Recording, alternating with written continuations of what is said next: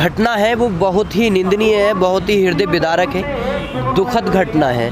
आप देखिए, आपका लोकतांत्रिक देश माना जाता है, ये भारत लोकतांत्रिक देश है, संविधान के अकॉर्डिंग चलता है। तो इस भारत के अंदर अगर कोई अपना रोष प्रदर्शन कर रहा हो काले फ्लैग दिखाने के बाद, तो उस पर इस तरह की तानाशाही नहीं करनी चाहिए। आप देखिए, जहां पर हेलीपैड उतरना था, जो केशव प्रसाद मौर्य उप मुख्यमंत्री वहां जा रहे थे, जो दंगल का प्रोग्राम था, अगर वहां पर किसान अपना प्रदर्शन जता रहे थे और उसकी वजह से फिर रूट डाइवर्ट कर दिया, वहां पर नहीं उतरे, फिर उसके बाद अगर किसान वापस जा रहे हैं और उनके ऊपर पीछे से गाड़ी चढ़ाना, तो एक ये सोची समझी साजिश है घटना के तहत। ये घटना जो है सोची समझी साजिश के तहत की गई है।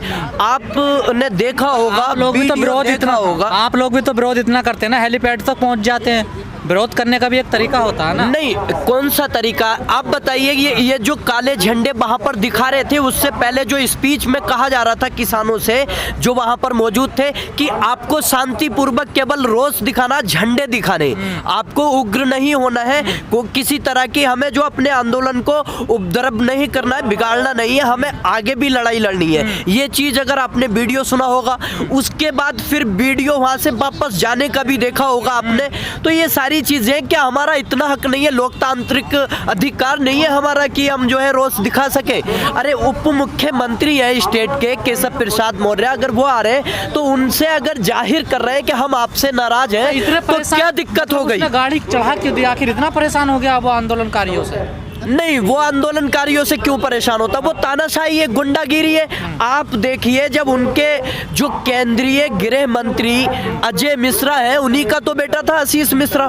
आप देखिए, जब वो वीडियो में पहले कह चुके हैं, इस तरह का उन्होंने बयान दिया कि मैं सांसद और विधायक रहने से पहले भी कुछ रह चुका हूं, अगर आप मेरे बारे में जान लेते तो अच्छा होता। आप उनका कहने का मतलब क्या था? क्योंकि उन पे पहले हत्या के मुकदमे हैं। तो ये सारी चीज़ें देखनी पड़ेंगी आपको कि जब वो एक इस तरह से धमकी दे रहे हैं कि मैं 2 मिनट में देख लूँगा, या आप लखीमपुर क्या पूरे उत्तर प्रदेश के अंदर नहीं रह पाएंगे। ये धमकी मान लिया जाए, जिसके ऊपर जिसके जिम्मेदारी है रक्षा की, सुरक्षा की, वो अगर ये कहे किसानों से, वो अगर आम नागरिकों से कहे जिन्होंने उसे जो सत्ता में बिठाया, जिसको वो मंत्री पद मिला, जिसके सहारे, तो फिर आप क्या करेंगे? तो ये चीज़ें आप देखिए, उन्होंने कहा। और फिर उसके बाद जो गाड़ियाँ निकल रही थी, शांतिपूर्वक किसान अपना विरोध प्रदर्शन कर रहे थे। आपने देखा होगा व्हाइट कलर की गाड़ी में जब वो जाते हैं तो आपने खिड़की से देखा होगा, पहले इस तरह से हाथ किया उन्होंने, और फिर जो ये अंगूठे का साइन था, ये क्या था कि आप कुछ नहीं कर सकते हैं, या पहले ये जो है आप देखिए, वो ये भी कह सकते हो आप, ये अंगूठे का जो साइन था कि गाड़ियों के नीचे भी हम रोनते हुए आपको निकल सकते हैं। तो ये सारी तानाशाही आपने देखी। उसके बाद उनके बेटे ने क्या किया? वही के किसानों को, निहत्थे किसान जो आगे जा रहे थे, पीछे से देख भी नहीं रहे थे, पीछे को देख भी नहीं रहे थे, और गाड़ी आती है रोंद कर उनको जाती है, उसके जस्ट दोबारा दूसरी गाड़ी आती है, आप देखिए फॉर्च्यूनर, वो भी उनको रोनते हुए निकल जाती है। उसके बाद व्हाइट कलर की जो स्कॉर्पियो बताई जा रही है, वो लगभग 3 गाड़ियां इतनी बेदर्दनाक, इतनी जो उनको बुरी तरीके से रोनते हुई गई कि सारे छिले पड़े थे। कितने घायल हैं, कितनी जो है मौके पर ही मौत हो गई। आपने देखा कि 8-9 मौत हो चुकी। तो ये सारी चीजें जो है किस तानाशाही के किसानों के अलावा और लोगों की भी तो मौत हुई है ना उसमें। देखिए, जो घटना आपने देखी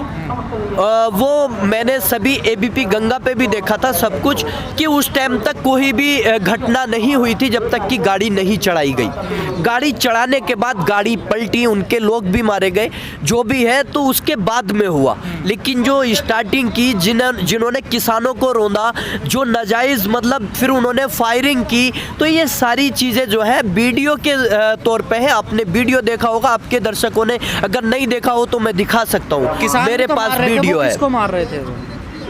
किसान जो मार रहे थे डंडों से। नहीं, आपने ये नहीं देखा कि जो वीडियो में है कि गाड़ी किसने चलाई, किसने? नहीं, मान ले जाए गाड़ी तो चला दी उसने, नहीं, एक सेकंड हाँ, वीडियो सब देख रहे हैं, सबके पास वीडियो आ रही है। वीडियो आपके दर्शक देख लेंगे। हाँ, सबके पास वीडियो है, सब देख रहे हैं वो वीडियो।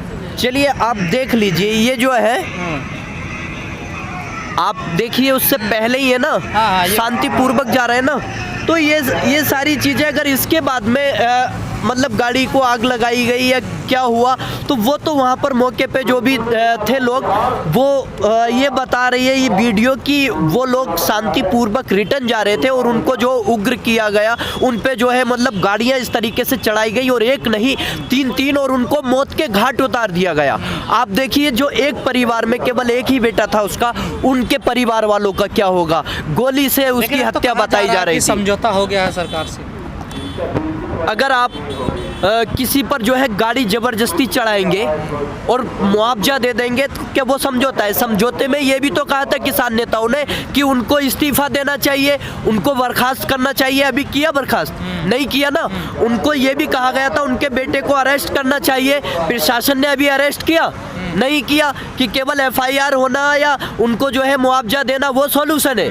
आप ये देखिए जब प्रशासन उनका, गुंडे उनके, मारने वाले उनके, तो वो अपने बेटे को शुरू से बचाने में लगे हुए हैं। तो ये सारी चीज़ें जो है एक सबूत के तौर पे होने के बावजूद भी उनको अरेस्ट नहीं किया गया। एक गोली का निशान होने के बावजूद भी रिपोर्ट में अगर निशान नहीं आ रहा, तो आप देख सकते हैं कि किस तरह की जांच है, क्या है, वो जांच का विषय है। उसमें सीबीआई जांच, जो भी हमारे आगे नेता निर्णय लेंगे, जो डिसीजन लेंगे, उन्होंने कहा है कि 8 दिन का हमने समय दिया है। अगर उसके अंदर भी अगर ये लोग गिरफ्तार नहीं होंगे तो आगे जो है हम वहाँ से ही आगे डिसीजन का, आगे की रणनीति का अनाउंस करेंगे। ये राकेश टिकैत जी ने कह दिया है और वहाँ पर जो लोग थे उनके सामने बैठ के कहा है। तो ये सारी चीज़ें जो थी, इस तरह से क्रूरता की गई, इस तरह से जो उनके बयानबाजी केंद्रीय गृह मंत्री हैं, तो वो सीधे दर्शाते हैं कि सोची समझी साजिश है और इस साजिश के लिए उनको दोषी ठहराया जाना चाहिए और उन पर कार्रवाई होनी चाहिए और उनको जो है बर्खास्त करना चाहिए। ये हमारी जो है माननीय नरेंद्र मोदी जी से अपील है। इंकलाब जिंदाबाद, किसानों के हत्यारों को फांसी दो, किसानों के हत्यारों को फांसी दो। इंकलाब जिंदाबाद, इंकलाब जिंदाबाद। लखीमपुर के शहीदों को शहीद अमर रहे, लखीमपुर के शहीद किसान अमर रहे। किसान आंदोलन जिंदाबाद, मजदूर किसान एकता जिंदाबाद, हमारी एकता जिंदाबाद। किसानों के हत्यारों को फांसी दो, किसानों के हत्यारों को फांसी दो। आंदोलन की हम तो हैं, अरे हमने देख लिया सुप्रीम कोर्ट का भी चेहरा, हमने देख लिया इन अदालतों का भी चेहरा, किस तरीके से ये एक षड्यंत्र चल रहा है इस देश में कि तमाम संवैधानिक संस्थाओं को बर्बाद कर दो, तबाह कर दो। फिर ये बोल रहे हैं, योगी बोलता है ठोको ठोको। ऐसे बोलने वाले मुख्यमंत्री एक संवैधानिक पद पर रह सकता है? रहना चाहिए? ये लोकतंत्र है, ये लोकतंत्र की हत्या कर रहे हैं।